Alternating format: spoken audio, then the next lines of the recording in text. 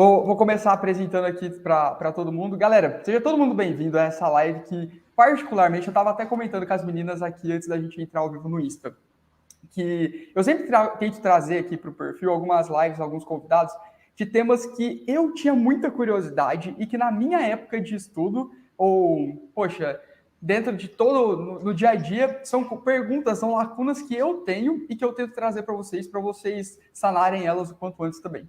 Então, hoje a gente está aqui com duas pessoas aí de extremo destaque dentro desse segmento, que é a Sara e a Monique, para falar para a gente sobre como estudar nos Estados Unidos. Sério, eu acho que todo mundo tem um sonho, esse sonho de o American Dream aí, de estudar fora, de ir para os Estados Unidos, viver aquelas vidas de Grey's Anatomy, enfim, e tudo mais.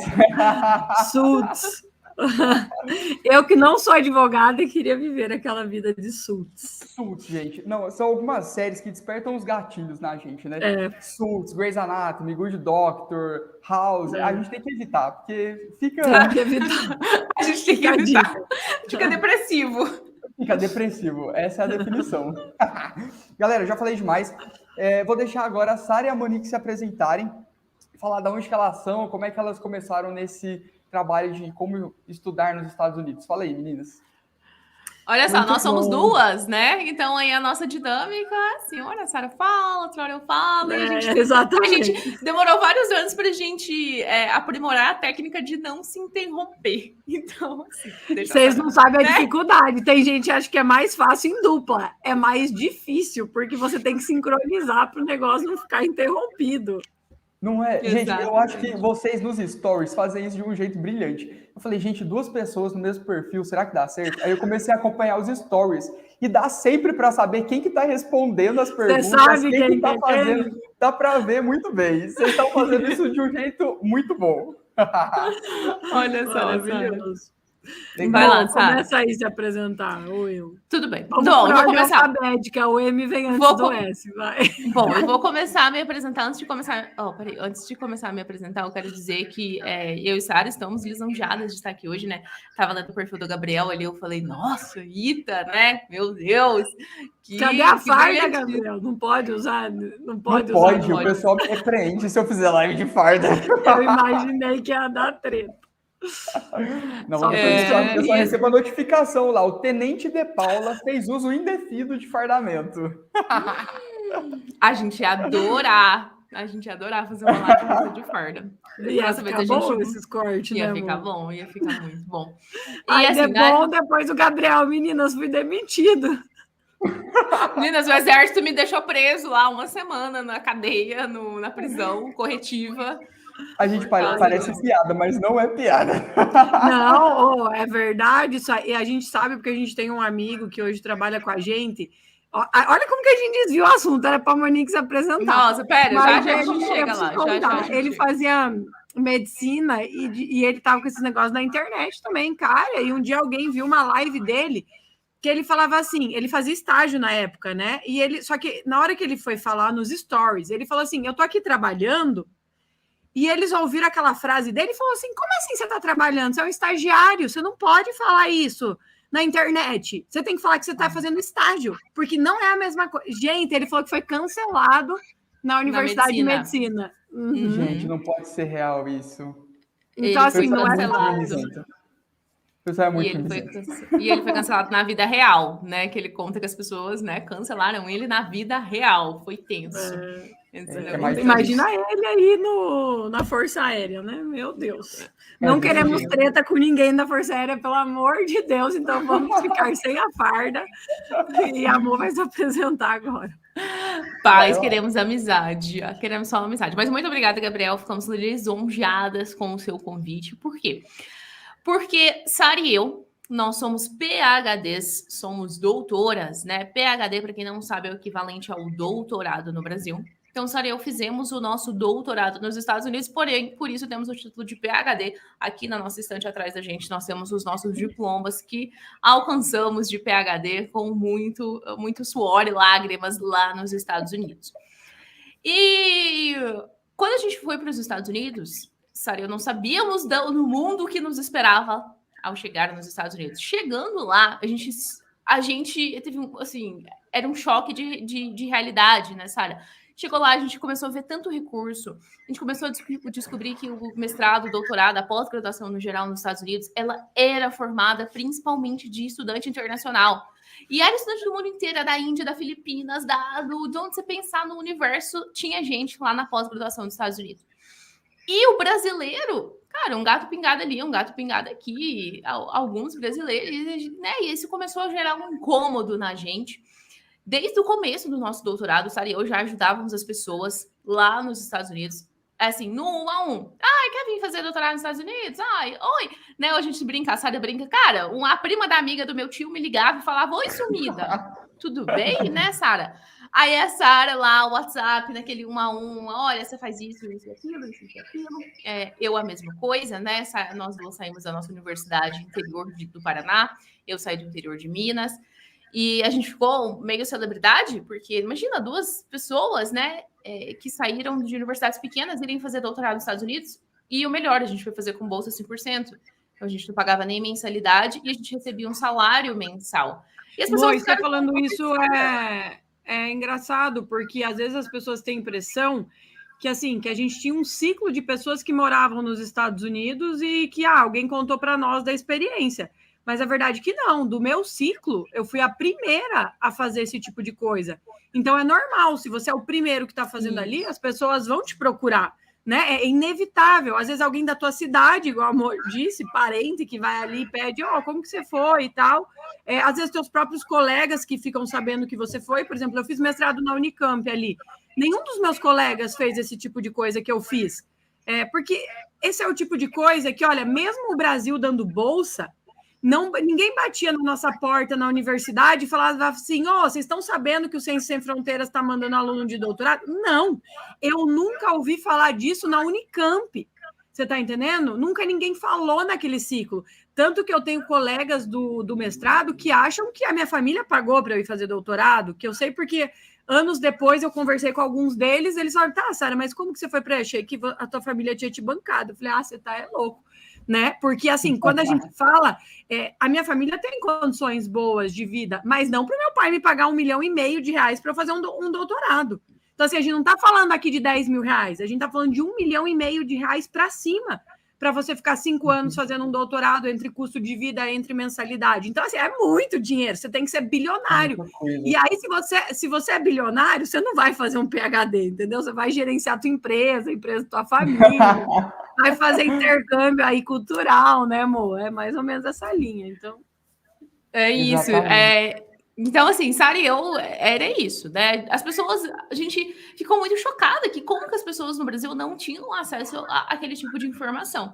E uma coisa que eu tinha um sentimento muito, muito forte, a Sara também lá nos Estados Unidos, que era um sentimento assim, cara, aqui tem muito recurso e tem tanta gente boa que eu conheço no Brasil, que se tivesse aqui, a pessoa estaria em um outro patamar, né? A gente brinca assim, que a pessoa ia florescer se tivesse nos Estados Unidos, porque se aqui no Brasil, nas condições que a gente tinha, né, a pessoa conseguia ainda ser um destaque, imagina essa pessoa nos Estados Unidos. Então a gente tinha esse incômodo muito forte dentro da gente, a gente se reunia, conversava várias vezes sobre isso, tínhamos isso de ajudar as pessoas e tal, até que no final de 2019, Sara, glória a Deus, tomou uma atitude, né? Falou, não, eu tô cansada de ajudar o pessoal no 1 a 1, meu Deus, isso não tá rendendo, eu vou aqui criar um Instagram e vou postar as coisas, porque na hora que a pessoa vier me procurar, eu mando essa pessoa pro Instagram, aqui, ó, vai lá, passo 1, passo 2, passo 3, passo 4, passo 5, passo 6. E é bem isso, se olhar os primeiros posts que tá aqui ainda no Instagram, era de passo a passo, faz isso, faz aquilo.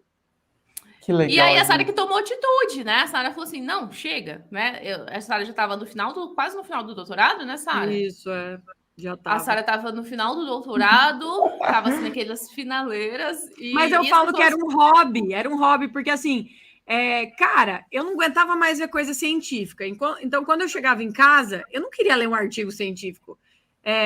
Eu já tinha uma filha também, daí tinha o meu marido. Então, assim, às vezes, quando eu tinha um tempo livre, eu também estava numa vibe que eu não queria ver Netflix mais, eu já estava incomodada com coisas que não me ajudavam a crescer, de certa maneira. E aí, eu meio que vi isso como um hobby, sabe? Começou a ser legal, começou a ser, tipo assim, as pessoas interagiam, então, às vezes, o pessoal acha que você tem que ter um perfil gigantesco. Cara, o perfil com 40 seguidores, porque começou do zero, né? 0 seguidores, não era um perfil pessoal, então não tinha nenhum seguidor. Foi do zero a crescendo ali organicamente, e só que as pessoas vinham conversar com você. E para mim aquilo ali virou um bate-papo, né? Me ajudava a me distrair ali. Eu achava legal, porque eu estava sendo útil para alguém que me perguntava uma coisa e eu estava ali incentivando ela. E eu comecei a achar isso aí bacana. Só que o que acontece? Eu tinha uma filha já. Então, assim, depois de um período do Instagram ali, mas foi rápido, assim, amor começou desde o início, porque passou 1 mês e meio, 2, eu já vi que a demanda existia, de gente perguntando e tal, e eu comecei a ter uma ideia de fazer algo mais estruturado, porque as pessoas falavam, tá, mas não tem nada assim pra você dar uma direção melhor pra gente. Aí eu pensava, gente, eu tô escrevendo a minha tese, eu tenho contato pra ir, eu tenho uma filha para criar, que horas que eu vou fazer isso? E aí, como eu e a Monique já trocávamos muita ideia de várias coisas, não só essa parte que a Monique comentou do desconforto em relação a ver que poucos brasileiros sabiam disso, mas a questão que nós tínhamos valores muito parecidos. E aí, porque você não quer uma sociedade com alguém que não é parecido com você, que não acredita nas mesmas coisas que você, essa que é a verdade. E aí casou muito bem, que eu falei, cara, ela tem muito essa vibe que eu tenho, vai ser legal. E aí, quando eu falei para ela, ela falou, tô dentro, assim, foi muito rápido. Então, assim, desde o comecinho ali já entrou. No começo a gente tinha vergonha, a gente usava avatar porque a gente não queria aparecer, né? Não pode ser real, gente. Real. É verdade. Eu lembro... mais... Fala, assim. Cara, tipo assim, eu nunca tinha feito stories, pelo amor de Deus. Quem me conhece das antigas sabe que o que eu tô falando aqui é verdade. Eu não falaria assim jamais. E aí eu comecei a me desafiar que eu tinha que fazer uns stories, daí eu falava, eu não vou assistir porque eu vou apagar. E a Amor começou na mesma vibe. Ela falou, não, então eu vou fazer também. E aí, cara, nós duas não se assistia porque senão deletava tudo. Só que assim, depois de um tempo, você vai vendo que aquilo ali fica natural e quando você vê, você tá fazendo live, bem assim. Bem loucas, bem loucas. E assim surgiu o PhD nos Estados Unidos. A Sara estava na época de terminar o PhD dela já, passou um tempo, ela terminou o PhD. E o PhD nos Estados Unidos foi ficando muito grande, né? A gente, nossa, foi tomando proporções gigantescas. A Sara voltou para o Brasil, eu fiquei nos Estados Unidos fiquei lá como pós-doc, depois eu arrumei um emprego na universidade. Só que chegou uma hora que não dava mais. E aí a Sara e eu tivemos que escolher, né? E aí, nós vamos... Seguir carreira acadêmica ou seguir carreira... Seguir a carreira acadêmica, que é uma carreira muito exigente, não é uma carreira para qualquer um, não é uma carreira que talvez dá para você conciliar um projeto tão grande como o PhD. Opa! Oh, meu Deus! Olha só, não pode... Eu não tenho tripé, né? Vocês estão sabendo.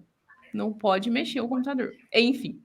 Aí a gente teve que escolher. Foi esse momento que a gente escolheu. Vamos ser professora, virar carreira acadêmica, ou vamos ser professoras desse monte de brasileiro que está aqui, que quer ouvir a nossa história, que estão afim de... E tem um ponto importante nessa história, né, amor? Porque, assim, nós tínhamos Bolsa do Brasil. Então, já existia esse lado da moeda. Ou você devolvia o dinheiro para ficar lá, ou você voltava e ficava o tempo. Eu já tinha esse planejamento de voltar antes mesmo do PhD começar, por causa do meu planejamento familiar. Eu não queria pagar R$1,5 milhão, o meu marido tinha negócios no Brasil, a gente falou, vamos voltar, fazia sentido para mim na época. E o PhD começou ali no final e eu vi como uma oportunidade de, né, estou fazendo alguma coisa enquanto eu termino o PhD. E quando eu voltei para o Brasil, a princípio eu pensava que talvez eu fosse entrar numa universidade brasileira, dar aula na minha área, mas com receio. Por quê? Porque eu ia voltar para minha cidade natal, aqui não tem o meu curso, então para eu dar aula, eu teria que dar aula em outra cidade e com um filho.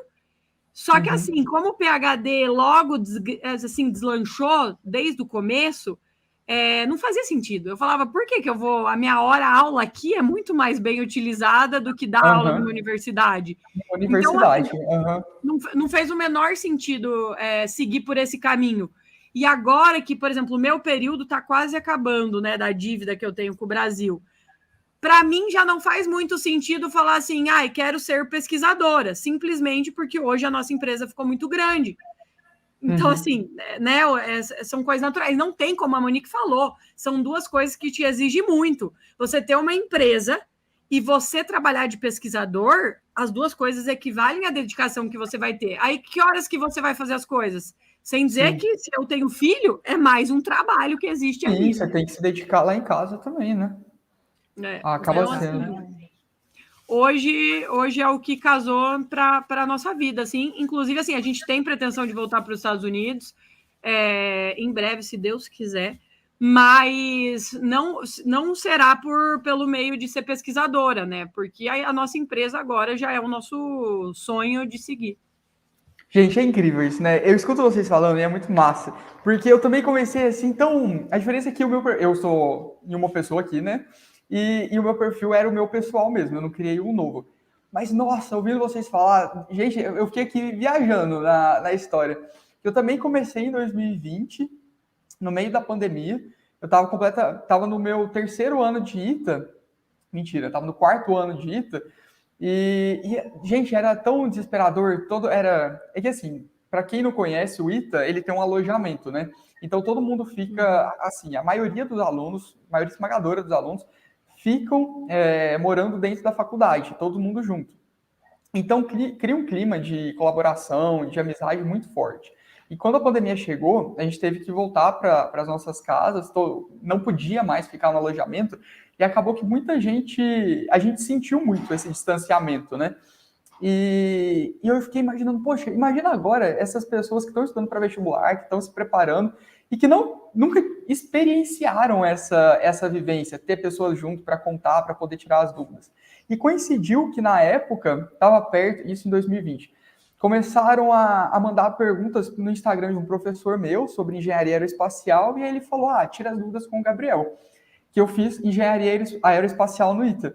E aí eu falei, poxa, ao invés de responder no 1 a 1, do mesmo jeito que vocês falaram, vou começar a abrir caixinha de pergunta e responder aqui. Fica muito mais fácil, muito mais gente se beneficia disso. E começou, e as coisas vão crescendo, você vai fazendo um trabalho bem feito, você vai fazendo com dedicação, com carinho, voltado a ajudar o outro, né? É muito mais sobre gerar uma transformação no outro do que pra gente. Porque, poxa, eu olho para vocês e vejo, cara, elas podiam ter seguido a carreira acadêmica lá na maior tranquilidade, era uma coisa que elas gostavam. Se você está num pós-doc, significa que, primeiro, você manda bem naquilo e, segundo, que você gosta. Então, quando a gente muda e vem para a internet fazer alguma coisa que tem uma visibilidade muito maior, é realmente por gostar. Até porque a gente corre muito mais riscos, né? A gente falou aí da medicina, do risco de ser cancelado. Cada dia aqui é uma nova chance de ser cancelado que você tem, enfim. Então, acaba que sim, é muito gostoso, mas tem muitos perigos também.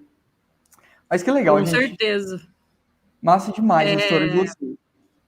A questão da internet, há ganhos, né, benefícios de você trabalhar assim, e os ônus, como tudo.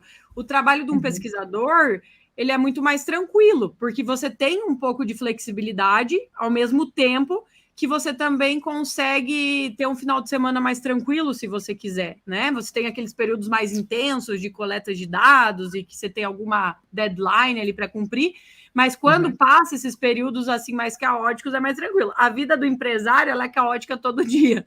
Todo dia. Todo dia é uma bomba. Em contrapartida, você tem vários outros benefícios. Então, eu falo assim, cara, tem gente que acha que empresário é um herói, né? Também vamos menos. Porque, assim, se fosse tão ruim, você não ia ser. Você ia ir lá fazer outra coisa. Acho que a perfis e perfis. Eu e a Monique, a gente se identificou muito. Eu tenho um professor que eu já fui até esses tempos dar uma palestra lá.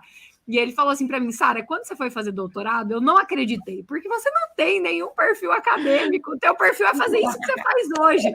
Aí eu falei, viu? Mas, professor, veja bem, eu precisei ter essa experiência para hoje me achar nesse negócio, porque assim, o PhD nos Estados Unidos não existiria se eu não tivesse feito um PhD nos Estados Unidos, né? Então tem coisas na vida da gente que toma esse rumo. Exato, e você tocou num ponto aqui que eu queria falar que é muito, muito, muito bacana. Que tanto vocês quanto eu aqui no perfil, a gente ensina de coisas que a gente viveu. A gente não tá falando porque a gente leu nos livros, porque a gente viu outra pessoa falando. E eu acho que hoje, isso dentro da internet é tão importante, porque tem tanta gente falando sobre o que não sabe. Então, quando você fala, olha, o perfil chama PhD nos Estados Unidos, porque nós fizemos PhD nos Estados Unidos. Nós sabemos cada uma das coisas que vocês têm que passar e posso te ensinar sobre isso. Do mesmo jeito que quando eu falo aqui no perfil para ensinar a estudar, eu falo, poxa, olha, eu tive resultado estudando de um jeito muito eficiente. Quando eu só me senti autorizado, e não que alguém precisasse me autorizar, não tem nenhuma certificação, um órgão regulador de blogueiros. Né? Não tem no Instagram. Não tem, ainda não temos. Mas eu só me senti validado para isso quando eu terminei o ITA e recebi a Laurea, a Summa Cum Laude, né? Então, para quem não sabe, Summa Cum Laude é ter média acima de 9,5 no desempenho. Eu acredito que no mestrado, doutorado também tem, né? É a mesma Laurea. Deve ter, mas eu não cheguei nesse aí. A gente não chegou nesse nível aí, não. Não cheguei, nem me contaram como é que funcionava. Que massa. Não, legal. Mas assim, Gabriel... Pode falar, Sara. Não, pode falar. Gabriel. Eu tô... É justamente uma das respostas das perguntas que o pessoal sempre faz, né? Meninas, vocês ensinam a fazer PhD na Holanda? Não. Segue o PhD na Holanda para aí você aprender a fazer o PhD na Holanda. A gente faz dos Estados Unidos porque é de onde a gente veio. É o que a gente conhece. E, ó, o Gabriel estava falando assim... esqueci o que o Gabriel estava falando, mas aí eu lembrei de uma coisa aqui. Que é o seguinte, um dos grandes diferenciais meu e da Sara, a gente, né, ter ido para os Estados Unidos, ter feito nosso doutorado, a Sara estava contando ali que ela não tinha perfil acadêmico. É justamente esse, sabe? A Sara e eu, nós fomos pessoas normais. E, de repente, a gente foi fazer um PhD nos Estados Unidos. Esse é um dos nossos grandes diferenciais. Nós somos pessoas normais. E a gente está aqui para falar para todo mundo que, seguindo uma metodologia, você também consegue. Porque nasci eu e Sara, que éramos alunas medianas. Nunca tiramos nem perto de chegar de uma... Como é que chama? Summa Cum Laude nem passou perto, gente. A Summa Cum Laude, não passamos perto da Summa Cum Laude, né?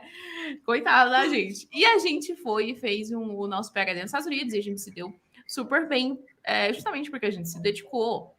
Mas, assim, o que você fala e o que a gente fala casa muito, né? Você criou um método de estudar porque... que é um método que dá certo e que se as pessoas normais aplicarem, elas vão ter sucesso. Exato. E é a mesma coisa a gente. Uhum. Exato. Esse pressuposto que são pessoas normais para aplicar. Você não precisa ser genial, você não precisa ter tido... E essa é uma das perguntas que está aqui no roteiro. Nossa, gente, eu bati na mesa. É uma das perguntas que está no roteiro que a gente já desvirtuou tudo. E que ótimo, porque a conversa está boa. Mas que é justamente isso, né? Eu já vou adiantar essa pergunta. Para estudar, para fazer um PhD, um mestrado, doutorado, ou até estágio, que eu vi que vocês ensinam também, né? Fazer estágio durante a graduação nos Estados Unidos. Como que precisa ser o desempenho da pessoa na graduação? Precisa ser extremamente diferenciado? Ele precisa ser genial? Precisa ser o 01 de turma? Como que é? Bom, vamos lá, vou responder essa, vou pegar a próxima. Depois eu tenho uma pergunta para o Gabriel, mas tem tempo. Vou fazer essa pergunta logo. Aí, você fala isso para pessoa ansiosa, eu vou passar o resto da live perguntando essa pergunta. Eu vou deixar para o final, então, que é para gerar muita ansiedade. Meu Deus, que horror. Gente, quando você vai olhar o processo, eu gosto que as pessoas pensem assim, para que ela realmente faça sentido para ela e não simplesmente ela ouça o que eu estou falando e fale, beleza, a Sara falou, né? Não, vamos lá, porque você tem que entender de onde vem isso. Quando você olha o processo de aplicação, primeiro vamos falar de mestrado e doutorado, porque o estágio acadêmico é bem diferente. O mestrado e doutorado, você tem ali uma aplicação formal, né? Você entra no portal, você vai inserir seus dados, como você está preenchendo um formulário, e vai anexar os documentos que fazem parte da aplicação. O pessoal pergunta muito para nós assim, quanto tempo leva para você aplicar? Bom, submeter os documentos ali se faz em 20 minutos.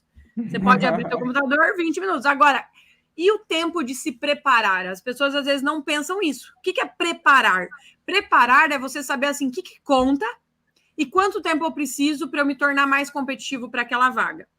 Entendi. Pessoas mais prontas, digamos assim, elas conseguem fazer em menos tempo. Por quê? Porque elas vão focar em deixar a documentação delas muito boas e ter estratégias ali para escolher as universidades que elas vão aplicar. A pessoa que ela não tem uma trajetória tão boa, gente, ela não está fadada o resto da vida dela. Tem muita coisa que ela pode buscar hoje, independente se ela é formada, se ela não é formada, para se tornar mais competitivo.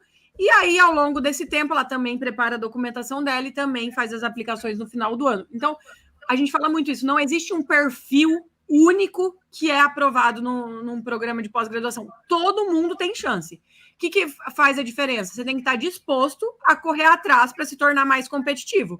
Pessoas mais prontas têm menos trabalho pela frente. Pessoas menos prontas têm um pouco mais de trabalho. Todo mundo tem chance. A gente usa muitas estratégias palpáveis assim para qualquer um, independente às vezes da situação financeira, da localidade, né? Então, essa é a primeira coisa. Outra coisa, o que eles pedem para você tentar um programa de pós-graduação? A primeira coisa que as pessoas têm errado na cabeça é a questão do inglês, né? Mas eu vou fazer um PhD sem ser fluente? Como assim um PhD sem fluência? Não, a fluência, ela é para quem termina o PhD. Então, se você olhasse para mim e falasse, Sara, mas você tem um PhD e você não é fluente, alguma coisa está errada. Você passar 5 anos nos Estados Unidos e terminar um PhD e não ser fluente, nem eu, que era terrível, consegui ter fluência. Então, assim, qualquer um vai ter. Agora, você iniciar um PhD é totalmente diferente disso. Por quê? Porque os americanos, primeiro, se eles fossem filtrar pelo inglês, não ia ter aluno suficiente. Eles têm um grande problema. Sabe o que é engraçado? Que o próprio Brasil tem uma nota de corte, às vezes, de proficiência em inglês, de mestrado e PhD maior, de doutorado e mestrado, do que o próprio Estados Unidos. Só que isso é muito óbvio. Por que acontece? O Brasil tem muito menos vagas, sabe? Às vezes a gente julga muito os professores, só que veja bem, se você tem 3 vagas, aí tem 10 pessoas, cheia de publicação, inglês top, você vai pegar o fulano que não tem nada e que não fala inglês? Não. Então, é uma questão meio óbvia. Tem pouca vaga e muito candidato qualificado, os que não são qualificados não chegam nem perto. Agora, quando a gente fala de Estados Unidos, a gente está falando de tanta vaga, que se eles começarem a filtrar a barreira como filtro aqui no Brasil, não preenche nada, porque simplesmente não tem gente suficiente nesse nível que as pessoas acham. Vamos filtrar aqui inglês fluente. Pá. Vamos filtrar a publicação. Pá. Não é que eles não queriam ter esse filtro. Acho que talvez seria interessante, muitas vezes, se eles tivessem assim, tá sobrando aluno e faltando vaga, vamos começar a subir a nossa nota de corte. Então, assim, primeiro é isso, né? Eles têm que ter uma barra mais baixa, porque eles têm muitas vagas. Mas eles também têm uma grande coisa, que eles valorizam muito a motivação da pessoa. Então, assim, motivação. E o PhD, por exemplo, ele não é um programa desenhado para a pessoa entrar pronta. Né? A gente fala muito isso. Se você fosse expert, você não ia fazer um PhD, você ia ter um PhD. Esse é o principal ponto. Então, eles encaram o PhD como um processo em que você vai se tornar um expert. Você vai aprender... O meu professor fala muito, tem uns vídeos da nossa mentoria que ele fala assim, cara, quando um aluno da graduação vem para mim e fala que tem artigo publicado, eu já nem dou bola, porque eu sei que aquele artigo lá, quem escreveu a maioria das coisas foi o orientador dele. Porque um estudante de graduação não tem base suficiente para desenvolver um artigo científico. Claro que se ele já fez alguma coisa, ele tem uma noção, ok, mas nem de longe eu acho isso um grande diferencial. Então, assim, por quê? Porque é o PhD que vai te tornar. Eu tinha muitos colegas ali que não sabiam nem o que era Science Direct, o que era Web of Science quando entraram, que são programas de procurar artigos científicos. Então, assim, primeira coisa, vençam esse mito que você tem que entrar pronto, seja para o próprio PhD, mestrado nem se fala, né? Porque o PhD nos Estados Unidos, ele é desenhado para você se tornar um expert durante a trajetória. Desde o básico, desde a escrita científica que você vai fazer, eles ofertam muitos seminários sobre você saber escrever.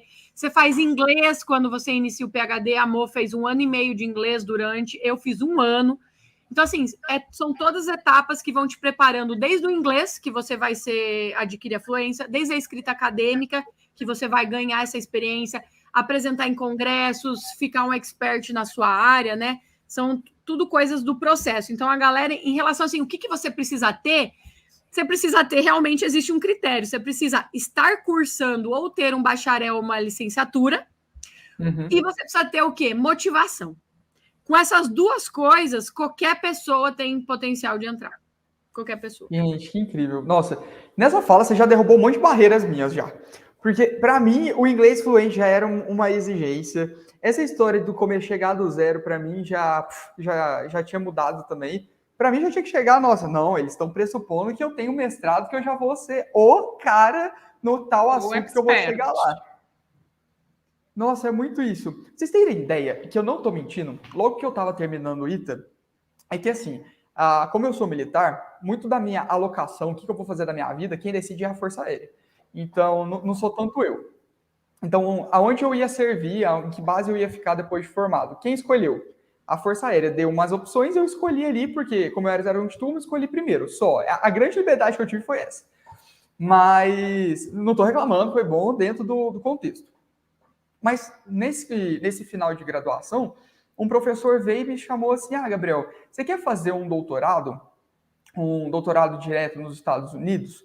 Aí eu falei, parece bom. Qual o tema? Aonde? Aí ele deu as informações, você vai pesquisar tal sonda de não sei o quê, na universidade não sei aonde. Aí eu falei, bacana, mas eu não sei nada disso. Aí ele, não, mas você não precisa saber. Você vai aprender lá, é a intenção. Aí eu falei, não, impossível. Como que eu vou chegar lá? Vou chegar pro tal do professor tal lá, sem saber nada do que está acontecendo nesse rolê? Aí eu já falei, não, já tenho que fazer um mestrado antes de ir, já tenho que fazer um negócio, chegar lá com uma base muito gigantesca. E olha só, né? Já estamos aí quebrando barreiras de que o Gabriel poderia ter falado sim, sem muito pesar na consciência. Quando que foi isso, Gabriel? Oi? Quando que foi isso? Fim do ano passado, 2021. A minha pergunta para você ia ser exatamente essa, se você tem a vontade de fazer o PhD nos Estados Unidos.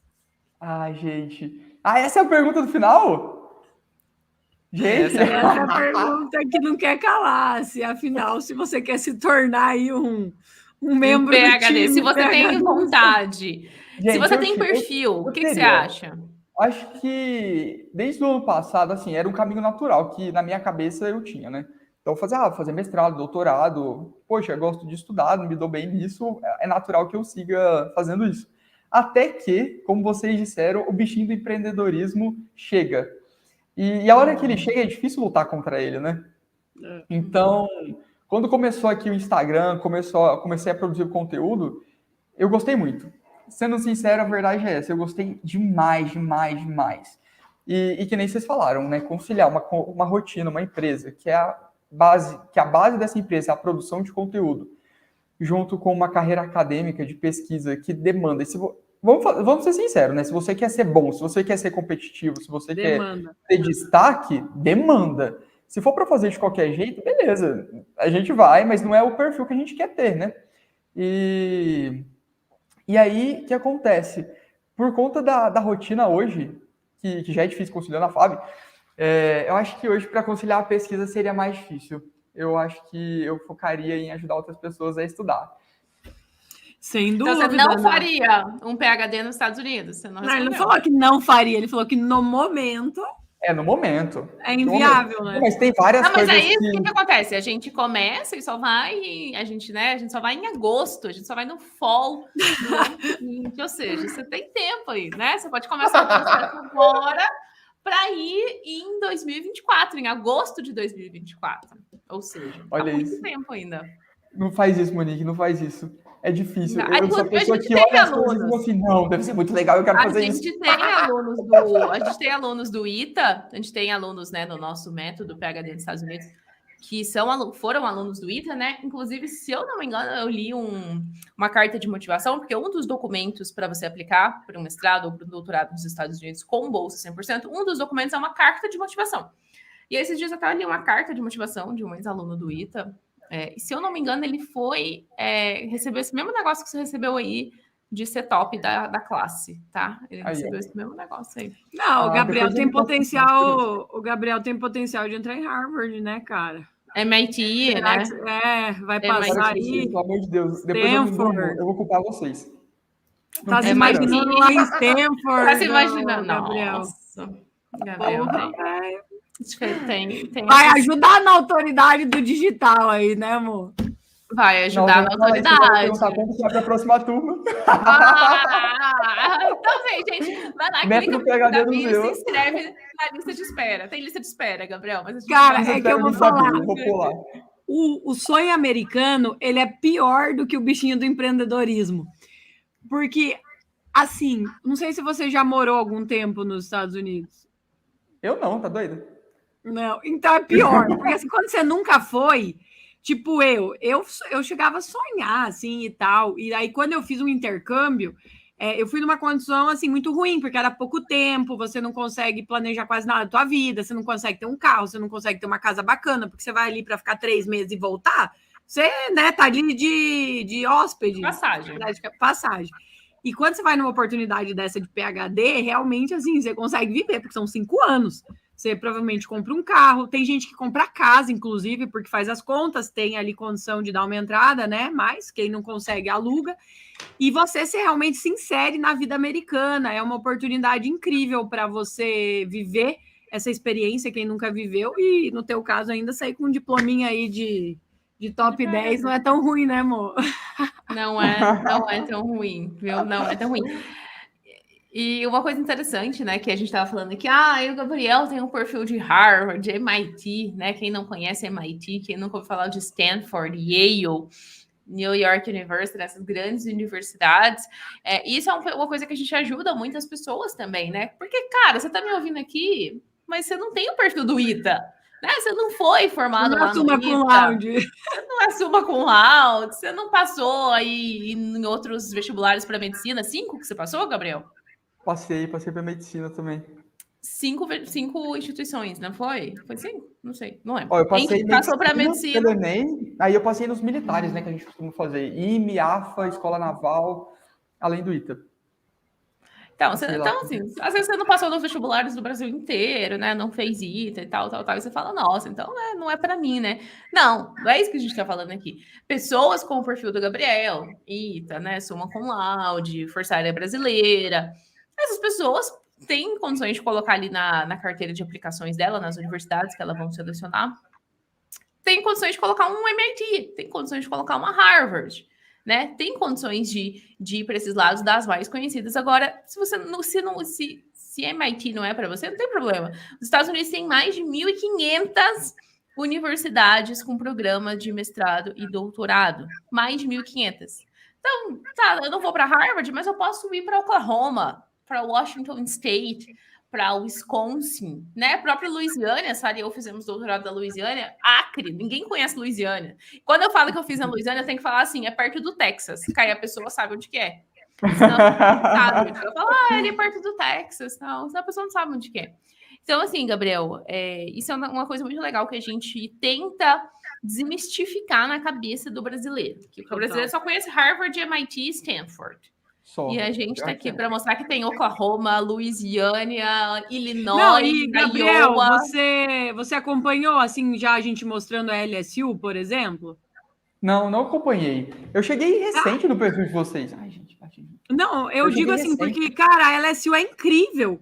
Tem muita coisa bacana. Às vezes dá pau em muita universidade em lugar maior, porque como o Baton Rouge tem muito espaço, né, terreno, eles conseguem fazer muita coisa legal, desde a parte poliesportiva ali até os próprios centros, prédios novos. Tem um centro que eu ia muito, que é uma facility que tem todos os equipamentos tecnológicos, o teu professor aluga para você ir lá e fazer as tuas análises, tipo coisa de ponta realmente. Tem Eletrobim, isso aí você deve conhecer, né? Synchatron, usar. Então, assim, não é tão comum ter Synchatron BIM, por exemplo. Lá na Louisiana tem uma facility que faz análises que a maioria dos lugares não fazem. Então, as pessoas acabam, às vezes, não olhando, porque acham que, ou eu vou para Harvard, ou não vale a pena, e se enganam muito. Eu gosto muito de dar o meu exemplo, porque eu estava em uma das melhores universidades do Brasil, a Unicamp. Assim, não tinha muito para onde eu ia além dali. E assim, eu não tive nada de grandes feitos, se você olhar o meu currículo ali. Eu tinha publicado um artigo durante o mestrado numa revista, porque era a única que aceitou o que a gente fez, 0 relevância para a minha área, não fui em congresso nenhum, não ganhei prêmio nenhum. Aí fiz ali em Louisiana, que ninguém dá nada muitas vezes. Eu mesma não dava, porque eu fiquei sabendo porque alguém me falou na época lá. Eu publiquei numa revista que, assim, poucas pessoas da minha área publicaram, né, em termos de impacto para a ciência e tudo mais.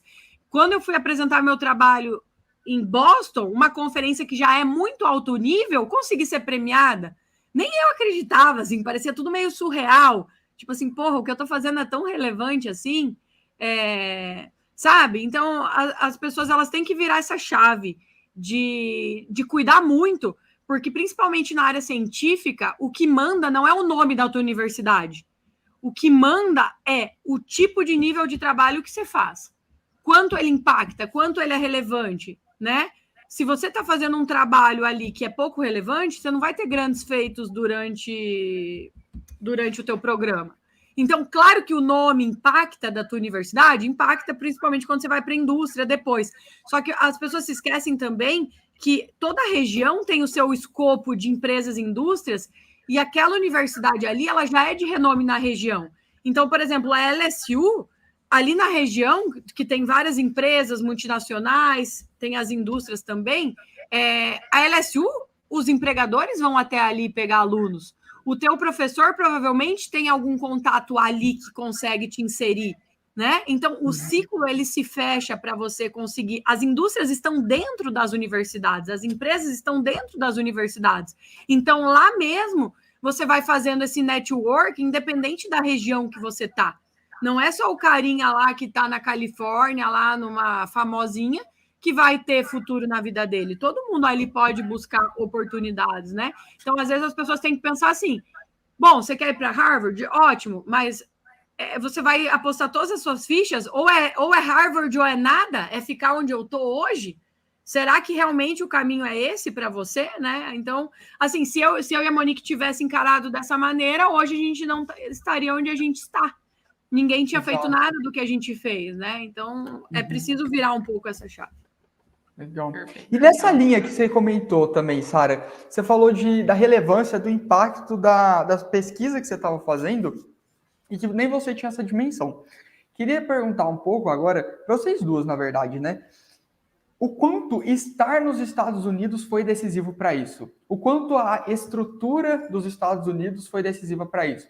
E eu pergunto isso muito pela minha pequena experiência na parte acadêmica, né? Eu fiz uma iniciação científica durante a graduação. E a gente tinha muito problema com a parte de TI, com a parte de suporte, de cluster, de maquinário. E meus professores, eles tinham feito o doutorado e o pós-doc deles na Alemanha. E eles falavam assim, Gabriel, lá tem uma pessoa só responsável para cuidar da estrutura desse cluster, dos clusters de lá. Aqui, a gente que tem que cuidar mesmo, porque não tem uma pessoa responsável só para isso.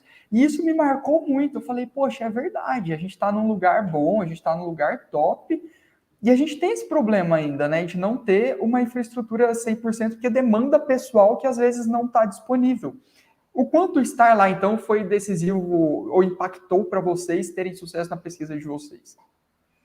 Olha só, Gabriel, vou te falar da minha pesquisa primeiro, depois a Sara fala da dela. E realmente, quando eu cheguei nos Estados Unidos, eu fiquei assim, chocada. Que o meu orientador de doutorado, eu fiz mestrado no Brasil, né? Aqui no mestrado no Brasil, né? O professor fazia de tudo. Ele era o administrativo, ele era o professor, ele era o técnico do laboratório, ele tinha que dar conta de todas as demandas. Nos Estados Unidos, o professor pesquisador, ele tem essa pessoa que cuida das células, que cuida do cluster, que cuida disso, que faz os pedidos do que precisa no laboratório.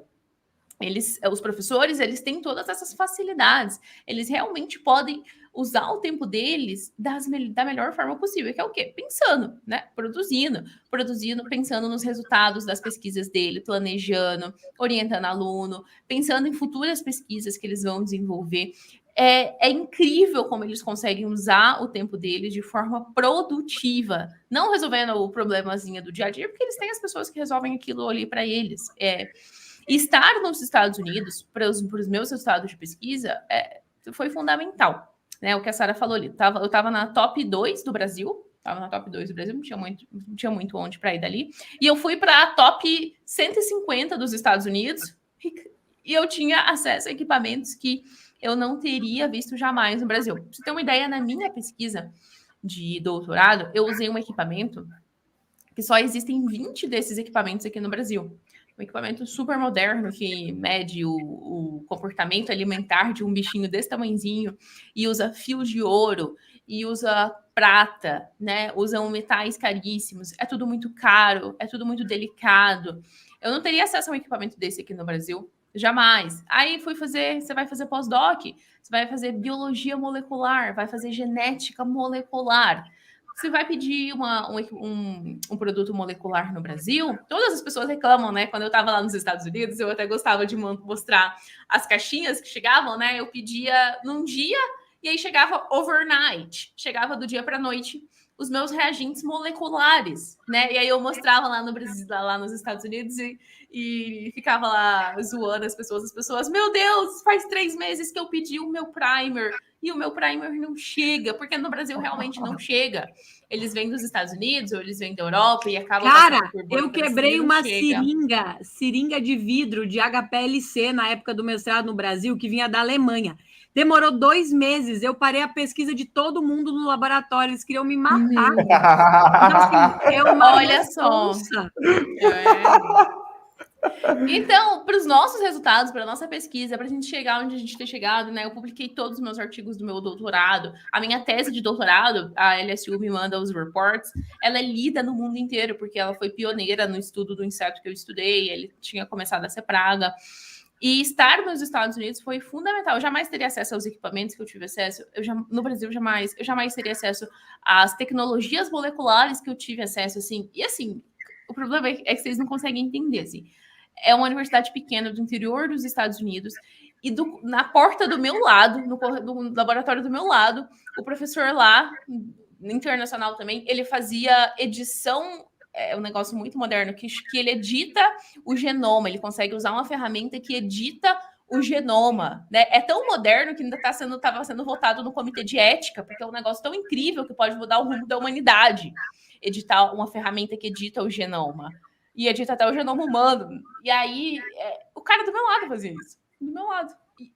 Assim, é de blow your mind, de explodir a sua cabeça, você ter acesso a tudo isso. Eu quero complementar a resposta da Mo, mas explicando o sentido do porquê que é melhor lá.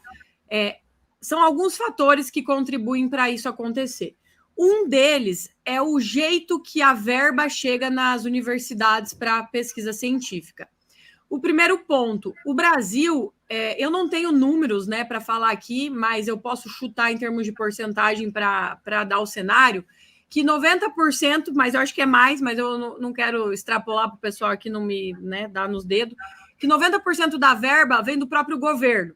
Então, e como que vem? É muito importante, porque os Estados Unidos também vem muita verba do governo, só que qual que é a diferença? O Brasil, a CAPES, o CNPq, a FAPESP, entre outros órgãos que fomentam a pesquisa, eles têm como se fossem cotas de verbas para cada professor que está ali na universidade concursada e que eles vão mandando aquele recurso para ser usado. Então, acontece muitas vezes, por exemplo, que um professor ele tem 3 alunos e ele pega um aluno novo, que é super top, passou às vezes em primeiro, mas que ele tem que esperar um desses alunos se formar para começar a pegar a bolsa. Porque essa bolsa só é dada quando o professor já está com a cota dele, digamos assim, 3 alunos. Então, quando esse aqui que está mais tempo se formar, isso aconteceu com o Bruno, inclusive, ele fez o mestrado, o nosso aluno, né? Ficou 1 ano sem bolsa, porque ele precisou esperar o aluno que estava se formar. Quando o aluno se formou, ele começou a ter bolsa.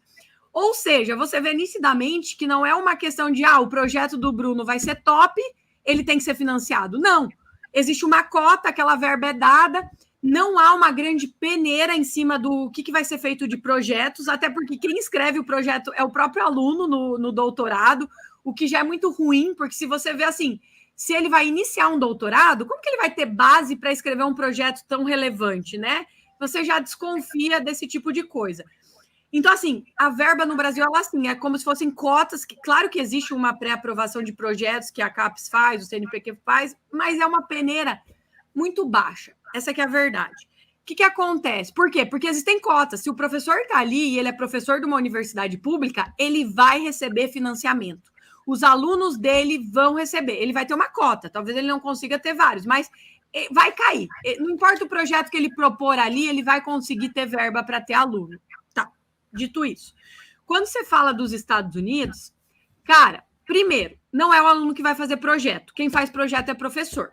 Começa aí, o pessoal já respondendo uma dúvida. Tem que ter projeto? Não tem que, nem para PhD, nem para mestrado. Projetos são feitos pelos professores. Você vai demonstrar interesse em linhas de pesquisa. Quem escreve projeto é professor. Por quê? Porque para o americano ou para o próprio estrangeiro que virou professor ali nos Estados Unidos, para ele conseguir verba, ou ele tem um projeto relevante que alguém vai querer financiar, seja o próprio governo, seja a iniciativa privada, ou ele vai definhar. O professor, ele inicia ali na universidade, ele vai ter uma cota para começar, né? Porque sabem que às vezes existe um tempo ali até ele conseguir ter dados preliminares e tal, então ele recebe uma cota. Acabou essa cota, querido. Se ele não angariar verbas, ele perde. Existe um processo nos Estados Unidos que chama tenure track. Então, quando um professor ele é contratado, ele não tem garantia que ele vai ficar ali o resto da vida dele, igual a universidade pública aqui. Ele foi contratado, ele tem um determinado período de... São anos que ele tem para demonstrar que ele angaria a verba, que ele é um bom professor, que ele publicou e blá, blá, blá, blá. Ele atingindo esses critérios, que eles chamam de tenure track, ele é efetivado. Aí sim ele vira um full professor, né? Então, assim, se o professor não criar projetos relevantes, ninguém financia ele. E aí é o principal ponto. Se o projeto for muito, tipo assim, cara, mas você está fazendo um projeto disso? Isso aí não serve mais para nada. Ele não vai conseguir verba, ele logo vai perder ali a posição dele e não vai conseguir ser um professor contratado, efetivado depois. Começa aí. Segundo ponto que começa igual a Monique falou, a questão de número de dinheiro, de verba, o recurso que tem ali. E é mais do que isso, é a facilidade. Por exemplo, se eu queria fazer um experimento que não tinha na LSU, cara, vou lá para o National Lab de Chicago. Quanto custa para o meu professor me bancar para ir para o National Lab de Chicago? Quanto custa para um professor brasileiro mandar alguém para o exterior? Primeiro, tem que ter verba, tem que ter contato, porque senão não vai. Eu fui para Hong Kong. Para o meu professor, não é tão fora me pagar uma viagem para Hong Kong. $1.500 de passagem aérea para ele é compatível. Para nós, brasileiros, era igual o meu professor falar que ia me pagar R$10 mil só de passagem para eu ir num congresso. Então, assim, você vê que até nisso, a questão da moeda, a questão de onde estão as referências, quanto custa para um aluno do Brasil ir para os lugares referências. Se você está nos Estados Unidos, você já está perto de tudo. A moeda ali que eles trabalham, seja para financiar a pesquisa, seja para financiar a sua bolsa, já está dolarizada. A moeda do mundo é dólar. Então, isso facilita tudo. Essa questão que a Monique falou do delay, né, do lag que tem entre as coisas, matéria-prima, isso é fundamental. Às vezes, os projetos demoram muito, e se você tem problema com um reagente que chega, uma seringa que quebra, um mês é muito tempo. Quem faz mestrado, gente, você faz mestrado em 2 anos. Se você ficar sofrendo perrengue por causa de equipamento que não tem, reagente que não chega, a sua pesquisa ela vai virando em nada. E no final você tem que se contentar com a migalha que deu para coletar durante aquele tempo ali. Né? Então, assim, são vários pontinhos ali que vão se ligando e que mostram por que no final das contas, assim, mesmo universidades que não são tão renomadas, acabam dando tanto diferencial para o aluno, porque é muito... Começa pelo projeto que faz sentido e começa pelo recurso que é regado ali para fazer o negócio dar certo. Que coisa, né, gente? Do lado é mega animador ouvir isso, né? A gente olha e fala, eu quero esse trem aí, parece que me passa. Mas aí outro a gente olha e fala, poxa, que pena, né? Incrível. A gente olha e fala, poxa, é desse jeito. Quando eu estava na IC, assim que eu virei militar, eu falei, poxa, estou recebendo soldo, né? Porque, por virar militar. Então, a partir desse momento, eu me desvinculei da bolsa de iniciação científica para que outros alunos recebessem essa bolsa. Então, foi exatamente isso. Comentaram aqui, deixa eu ver quem que comentou, falando que pagar as próprias publicações por aqui está impossível. E é outra dificuldade. É verdade, em dólar. Tem aluno do meu grupo de pesquisa da época, né, que tinha dificuldade de publicar porque não tinha como pagar para se publicar, né? Porque é muito caro. Deixa eu te falar uma coisa, eu acho que eu nunca contei isso para ninguém. Deixa eu te falar um negócio. Sabe, eu já te contei isso? O quê? Que para publicar o meu artigo, meu paper, eu acho que eu nunca contei isso, gente. Olha, eu esqueci. Para publicar o meu paper de mestrado, fiz meu mestrado, né? É isso que eu ia te falar, eu lembro dessa história. Eu já te contei, então. Contou? Eu tive que pedir para o meu professor do doutorado nos Estados Unidos entrar nesse artigo. ajudar a gente com o inglês, porque primeiro que, né, como é que você é brasileiro e vai escrever um artigo em inglês, vira uma porcaria, né, nem eu, nem meu orientador tínhamos inglês naquela época, então eu já tinha 1 ano de doutorado, eu pedi pro meu orientador de doutorado entrar no artigo, ajudar a gente com o inglês e pagar a publicação. E aí ele pagou a nossa publicação. Isso aqui precisa ficar muito claro, a Monique estava numa universidade top 2 ali na área dela, ela nunca publicou durante o mestrado dela em revista internacional, né, peer-reviewed. Quando ela foi fazer o PhD dela, ela já tinha os dados, ela tinha o escopo, o professor de doutorado nos Estados Unidos ajudou ela a publicar. Gente, se vocês soubessem o perrengue, eu tenho uma publicação do mestrado, depois eu publiquei outra durante o doutorado. O perrengue que foi para você publicar isso, porque essa questão do inglês é a principal. Cara, você submete para as revistas, a primeira coisa que eles fazem é devolver o teu artigo porque o inglês é muito ruim. Então, por exemplo, a gente não tinha verba, eu não sabia inglês direito, a minha orientadora não sabia inglês direito. Nós não tínhamos verba para pagar revisor, porque se você tivesse, isso aí você resolve logo. Você pega alguém que é bom no inglês, que tem, paga, a pessoa revisa. Não tinha. Então, uma coisa que era muito importante, ninguém dominava, não tinha, não fazia. O teu artigo muitas vezes era barrado porque o inglês era ruim. Aí depois vem a relevância da pesquisa. Quando você está nos Estados Unidos, para mim isso aí era um sonho, porque eu passei tanto perrengue, eu cheguei a implorar, eu já falei isso numa live, e eu lembro como se fosse hoje. Eu tenho uma tia, que na verdade ela é tia da minha mãe, ela é professora de inglês, e eu mandava um e-mail na cara dura para ela, porque eu não tinha dinheiro para pagar ela, pedindo se ela podia revisar o meu negócio em inglês, né? Inglês que eu tentei, fiz no Google Translate lá, jogava e copiava. E para tentar ter uma mínima chance de conseguir o artigo publicado. Daí, quando você chega nos Estados Unidos, o meu orientador, assim, não é que ele era fluente no inglês, porque isso é óbvio, mas o cara, ele tem uma habilidade na escrita que, assim, ele pegava o meu artigo e ele desenhava, assim, as frases. Porra, o negócio ficava outro nível, sabe? Eu falava, porra, isso aqui é um trabalho foda. Entendeu? Tipo, te dava orgulho do negócio ali que estava ocorrendo. Então, assim, como que alguém da minha área no Brasil que não domina o inglês ia competir comigo? Ia ficar muito difícil para o concorrente, né? Como que o seu colega que faz doutorado... Eu posto isso todos os dias. Deixa difícil para a concorrência, né? Como que o coleguinha da Sara, que faz doutorado no Brasil, vai lá pagar $2.000 para submeter o artigo para a revista? Cara, $2.000 para um projeto... As pessoas simplesmente não têm disponível nas universidades brasileiras para você submeter um artigo. Os contatos, esse artigo que eu publiquei numa revista muito top, ele tem muita colaboração. Se você vê o número de autores, é muito legal, porque a gente fez muita análise diferente. O meu professor batia o telefone e falava, não, eu vou resolver isso, porque eu conheço fulano lá não sei aonde. Às vezes, ele me mandava para lá fazer análise, igual eu fui para o laboratório lá em Chicago. Outras vezes a gente mandava as amostras e o próprio cara achava tão legal o trabalho que ele falava, não, eu vou fazer, porque ele sabia que ia ser publicado, ele ia ter o nome dele. Então, assim, ninguém quer fazer colaboração com um trabalho que está fadado ao fracasso. O cara tem que olhar aquilo ali e falar, não, isso aqui tem potencial, vou fazer essas pessoas, né, de outros grupos, porque o que eles ganham? Eles ganham que o nome deles vai sair lá. Então, eles têm que acreditar que aquele negócio tem potencial para ser publicado.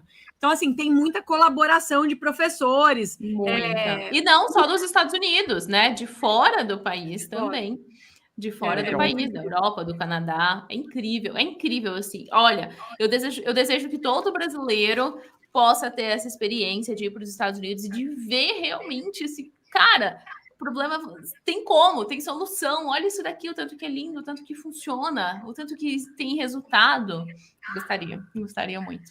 Ai, gente, é muito legal ver. Vocês falam isso com uma animação gigantesca, é muito massa. Ai, a gente é muito apaixonada. Que legal. E o ponto aqui, Gabriel, nunca é...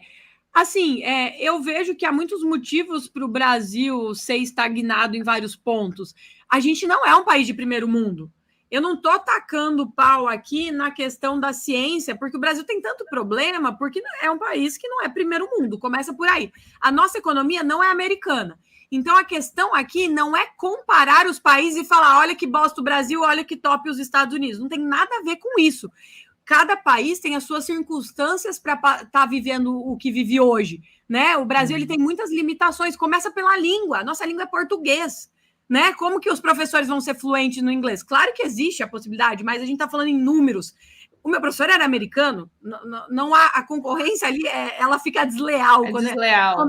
A moeda é dólar, o inglês é a língua oficial, o país é um primeiro mundo, economia gigantesca, recursos gigantescos. Então, o ponto aqui não é ficar comparando e falar, ó, que maravilha os Estados Unidos, olha que bosta o Brasil. O ponto é falar assim, você quer ser referência, você quer fazer um curso que vale a pena, você quer fazer um mestrado que você não vai olhar no final e falar, que bosta, passei 2 anos fazendo isso, não serviu para nada. Você quer fazer um doutorado e não ficar desempregado no final, você quer ir para onde é referência, não há dúvidas que os Estados Unidos é a melhor opção que você tem. Isso aí basta você pesquisar. Não precisa acreditar nos números que a gente fala.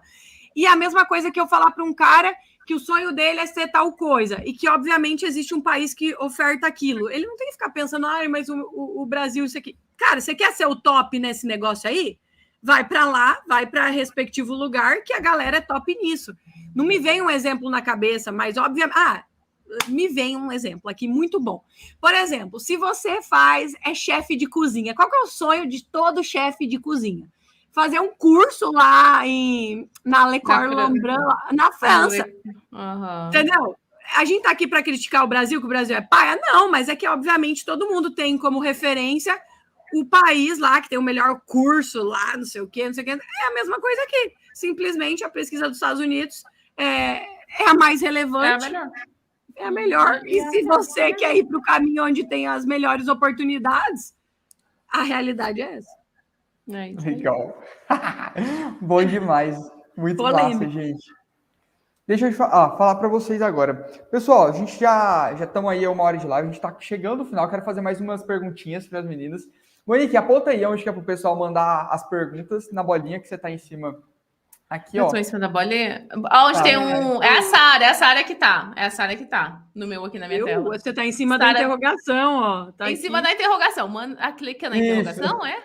Clica na Pessoal, interrogação. eu tô vendo que tem gente mandando dúvida ali no chat, mas a gente acaba perdendo. Todo mundo que tiver dúvida, na interrogação. manda sua dúvida ali na caixinha de perguntas que as meninas vão responder logo em seguida. Aperta aí no coraçãozinho e manda aí foguetinhos nos comentários para a nossa live ser entregue para todo mundo ter a oportunidade de saber como que é estudar e todas as oportunidades que tem por fazer um PhD, um mestrado nos Estados Unidos. Meninas, outra coisa. Com relação à bolsa, todo mundo tem aí aquele bloqueio, aquela coisa de, meu Deus, é impossível para mim que eu não vou conseguir porque eu não vou ter bolsa.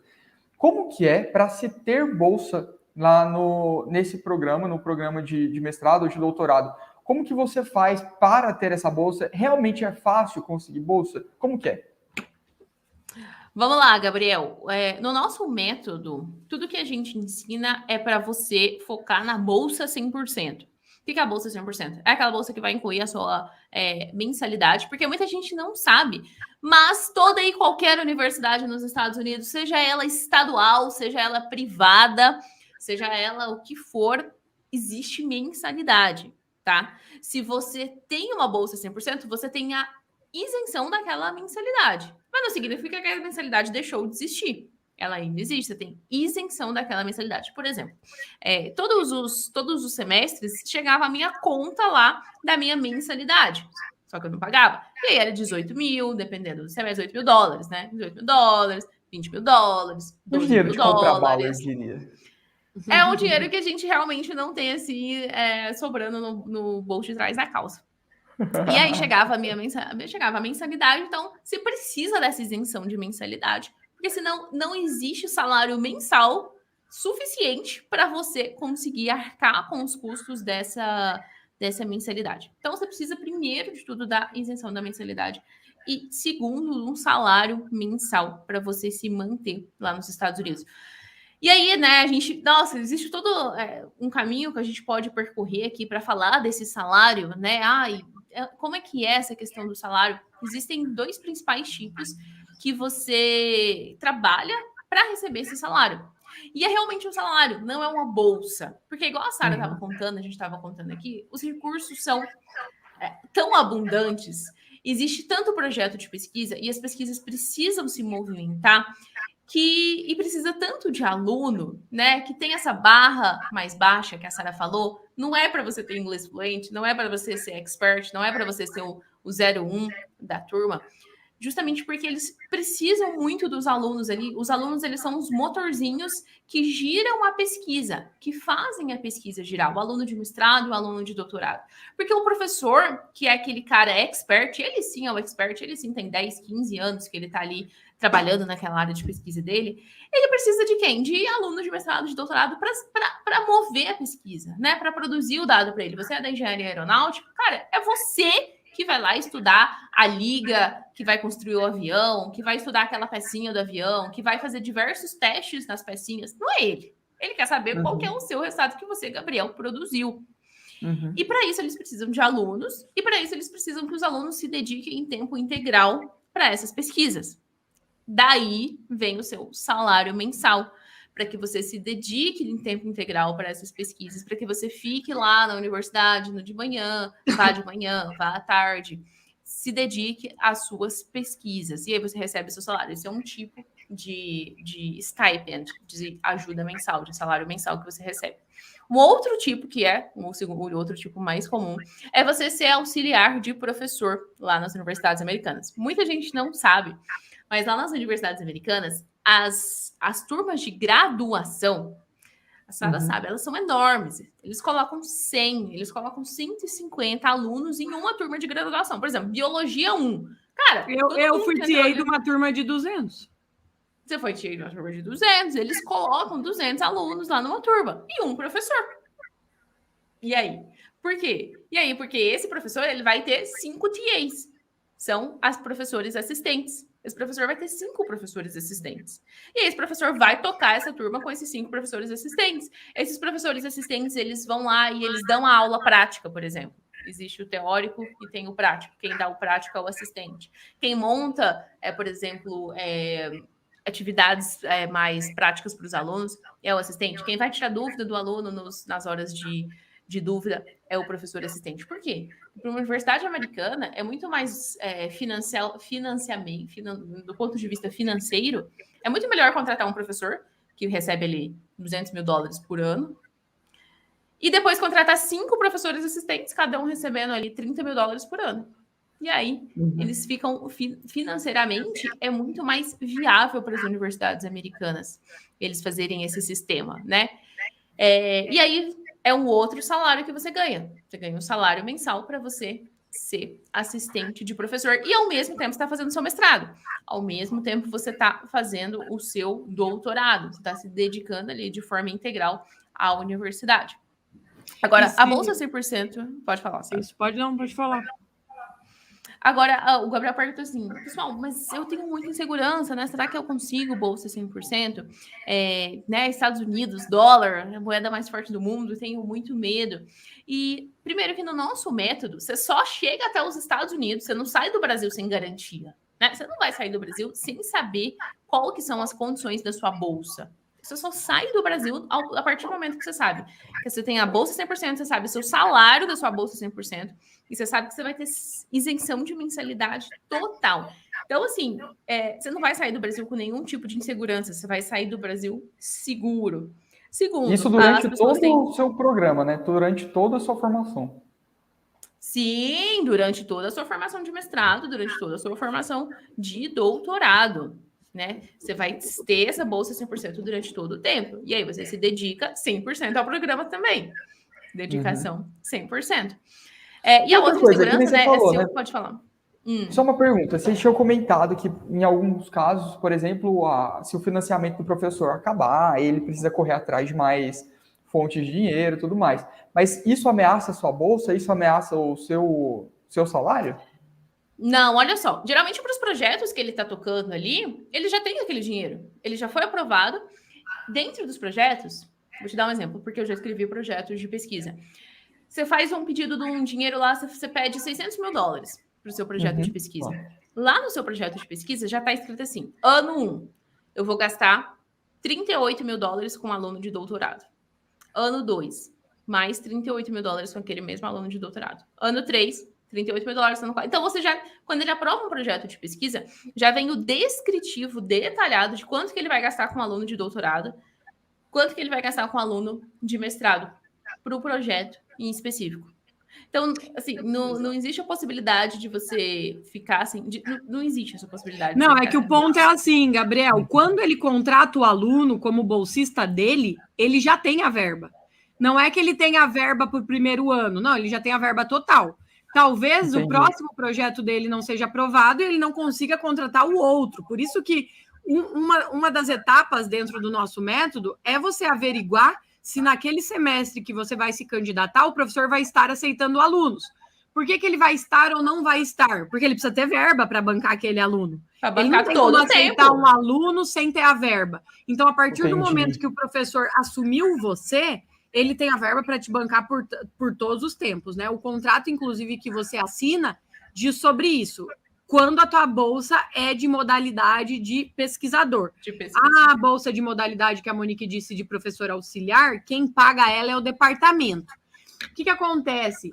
Normalmente, os programas têm um combo. Isso é muito comum. O meu programa era assim. O primeiro ano, você tinha a bolsa do departamento, que era para ser auxiliar de professor. Por que o professor vai te pagar para você ajudar a universidade? Não.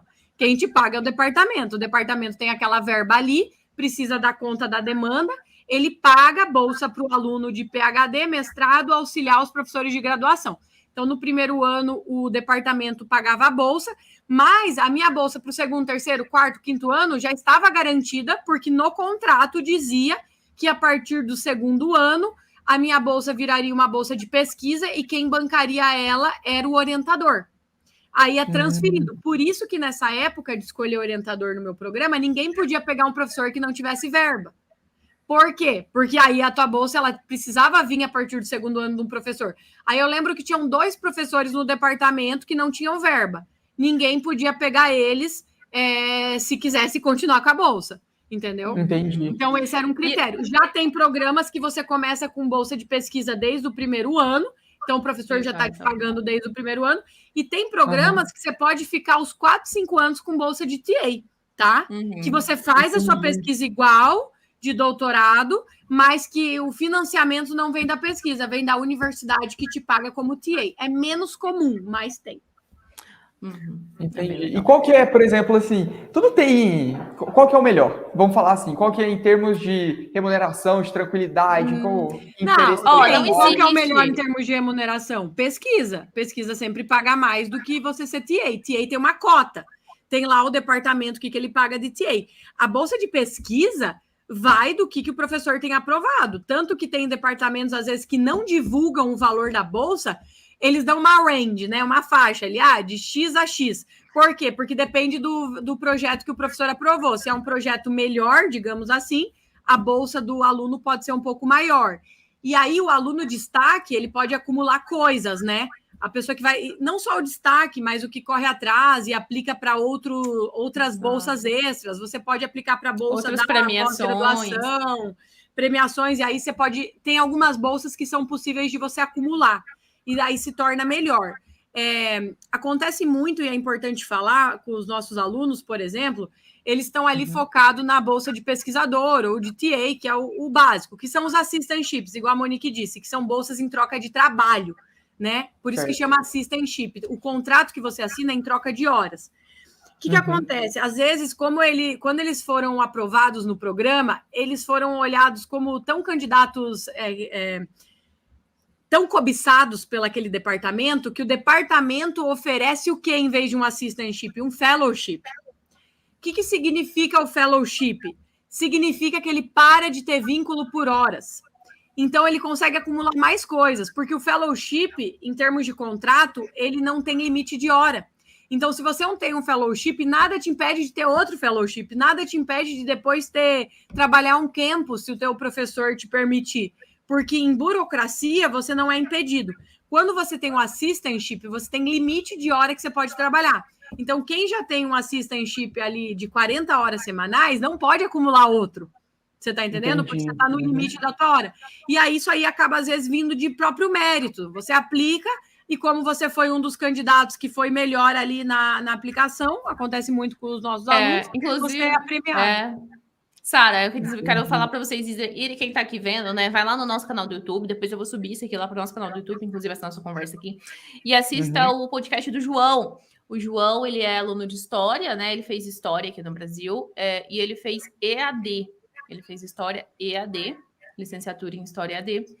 E ele tá indo para os Estados Unidos agora, né? E aí a aplicação dele foi tão boa, tudo dele foi tão bom, que ele foi oferecido um fellowship, que é como se fosse uma premiação para ele. E aí ele vai ficar o primeiro ano sem nenhum vínculo de horas. E aí, inclusive, a professora dele, que vai ser a futura professora dele, falou assim: olha, João, eu gostaria que você nem pegasse outras atividades para você fazer, justamente para você ficar esse primeiro ano mais no período de adaptação aqui e tal, e se familiarizando com tudo. Então, assim, esse sistema dos Estados Unidos de realmente valorizar o candidato como um todo, né? Veja só, o João, formado em História, fez EAD, mas as pessoas são valorizadas como um todo. Tanto é que ele está indo para lá com um fellowship maravilhoso, sem estar atrelado a uma carga horária. E assim, tá voando. Eu sou apaixonada por esse sistema holístico dele, esse sistema que ele valoriza o candidato como um todo. Porque se você fala com um professor aqui do Brasil que um cara fez EAD, né, já fez um negócio à distância, a pessoa já tem um certo pezinho atrás, né? E lá nos Estados Unidos o cara tá voando. Uma coisa que é importante falar aqui, por exemplo, você perguntou do que é melhor, né? Isso é muito interessante, que às vezes as pessoas não olham por esse lado. Quando as pessoas perguntam da bolsa de pesquisador, às vezes elas pensam assim, tá, mas daí eu vou ter a minha pesquisa de mestrado ou doutorado, eu vou ter que fazer outra pesquisa?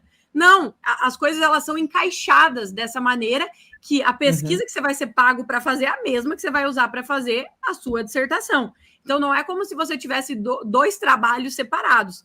Quando você tem uma bolsa de TA, você vai ser auxiliar de professor. Então, além de fazer o programa de doutorado que você faria, o programa de mestrado que você faria, fazer a sua pesquisa, que ela tem que ser feita igual, você ainda vai ser auxiliar de professor. Então, por exemplo, o meu primeiro ano que eu fui auxiliar de professor era super corrido, porque além de todos os trâmites que eu já fazia, eu tinha que ir lá corrigir tarefa, eu ajudava a aplicar prova, eu não cheguei a dar aula, mas eu corrigia a prova, corrigia a tarefa, ia lá na sala de aula o dia que tinha que entregar material, porque é 200 alunos, como que o professor ia ficar entregando folhas e tudo mais? Então, assim, demandava uma mão de obra minha. Por isso que os professores, igual a Monique estava falando, o cara ali ganhou um fellowship, o professor falou, não pega mais nada. Por quê? Porque para o professor que quer a pesquisa avançada, é ruim para o aluno ser TA. Você está entendendo? Porque ele usa um tempo sendo TA que ele podia estar usando para fazer mais pesquisa. Então, nesse sentido, a bolsa de pesquisa ela é melhor. O que o pessoal tem que pensar? Que você perguntou assim, é fácil ter bolsa, né? Fácil, gente, fácil é ficar desempregado, né? Todo o resto requer um certo trabalho. O que ocorre nos Estados Unidos? 99% dos programas de PhD vão ter bolsa. E as bolsas são desenhadas para ser 100%, que é você poder se dedicar full time. Porque se você não tiver uma bolsa 100%, você não vai conseguir fazer pesquisa ali de qualidade, porque você vai ter que fazer outras coisas, vai ter que trabalhar. Então, eles sabem que para sair uma boa tese, para o aluno publicar, ele precisa ser financiado 100%. Por isso que é muito difícil você encontrar um programa de PhD que todos os alunos que são aprovados não tenham algum tipo de oferta de bolsa. Aí, qual vai ser a oferta depende do escopo do programa. Você tem que ir lá e tem que olhar. Os programas de mestrado, eles já são, assim, quase que um meio a meio. Por quê? Porque muitas pessoas nos Estados Unidos procuram os programas de mestrado não porque elas querem seguir para o PhD, justamente porque você pode ir para o PhD direto. E a gente fala muito disso. Para um professor, é muito mais vantajoso pagar um aluno de PhD do que um de mestrado. O aluno de PhD, ele produz muito mais resultados que o aluno de mestrado. Então, se o professor tiver que escolher entre pagar 2 alunos que dá o valor de mestrado e um de PhD, ele vai escolher o de PhD. Portanto, se você vê um programa que tem mestrado e PhD, aquele professor ele vai priorizar pagar muito mais os alunos de PhD dele. E aí acaba que, às vezes, não sobra verba para os alunos de mestrado. Essa que é a verdade. Então, assim, quando perguntam pra gente, meninas, mestrado com bolsa é mais difícil? Não é que é mais difícil, mas ele te dá um trabalho maior. Porque enquanto os PhDs, você quase sabe ali que, a bolsa tem, eu posso dar uma olhada, ver como é que funciona, porque faz parte do método, mas não é algo que você precisa estar tão ali, deixa eu ver se a bolsa é boa, deixa eu ver se todos os alunos recebem. O mestrado, ele tem muito mais isso. Então, você tem que ficar muito mais atento, porque a gente vê muito, assim, pessoas que veem conteúdo aí na internet, não sabem do que se trata, são aprovadas no mestrado, mas sem bolsa. Como que você vai pagar o mês, né? E que elas não estavam pensando no caso que elas vão pagar. Só que elas não sabem desse ponto, que a bolsa não necessariamente ela anda junto com o seu processo de aprovação. E aí, depois de aprovada, ela chega no nosso perfil aqui e fala, meninas, como que eu fui aprovada na universidade e tal, como é que eu faço para conseguir verba? Cara, você tinha que ter feito isso lá atrás, porque agora que você for tentar, não sobra mais nada. Tá do avesso, é isso, você tá então, assim, o programa de mestrado, só para ficar claro, quem tem interesse, nós sempre recomendamos focar no mestrado, independente do seu background. Ai, meninas, mas meu background... Cara, PhD, você tem, estatisticamente, você é muito mais competitivo para conseguir bolsa 100%. Sim. Isso quer dizer que mestrado não é possível? Não.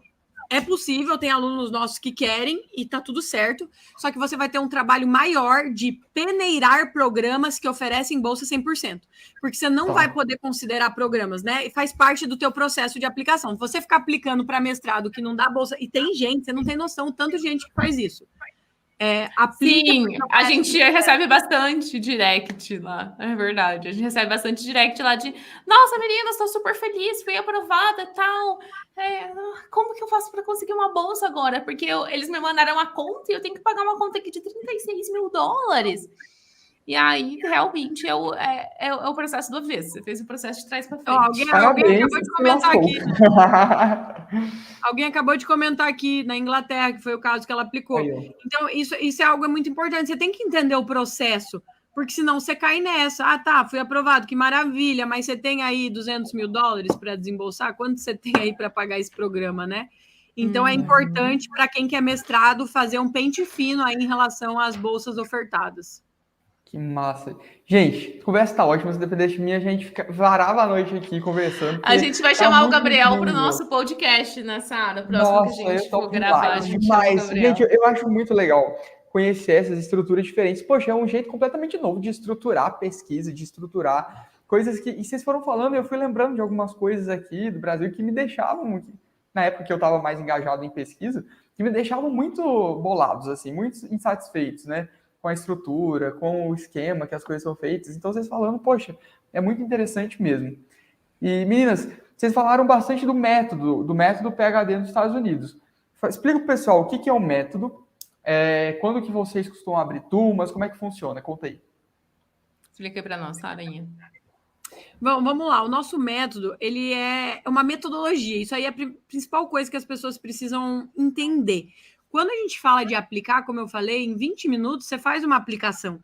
Agora, o que é levado em consideração? Como que eu me torno um candidato competitivo? Como que eu preparo a minha documentação para não ser o que todo mundo faz, né? Quando você olha, às vezes, lá, o programa diz que X candidatos aplicaram, apenas Y passaram.